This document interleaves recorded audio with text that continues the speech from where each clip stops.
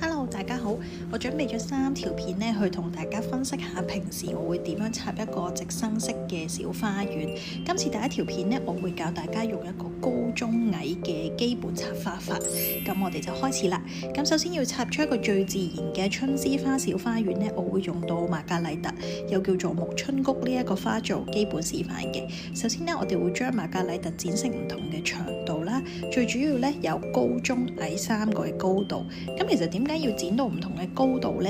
其實就係要模仿翻植物嘅生長模式，同埋生長嘅速度咧都唔一樣。咁首先咧，我會插咗最矮嗰支先，然之後咧中間高度嗰支咧就將佢擺喺左手邊，咁到最高嗰支咧就會擺喺2支嘅中間。咁所以咧你見到瑪格麗特咧都會分佈喺唔同嘅角落，咁個感覺上咧好似好隨性咁樣分佈，但係實際上咧佢都有一個潛規則嘅，就係有高、中、矮3個嘅高度喺入邊嘅。咁如果你想學習更加多嘅嘢咧，就可以嚟到我哋5月份嘅課程，或者咧可以留意下一條片啦。咁我哋下條片再見。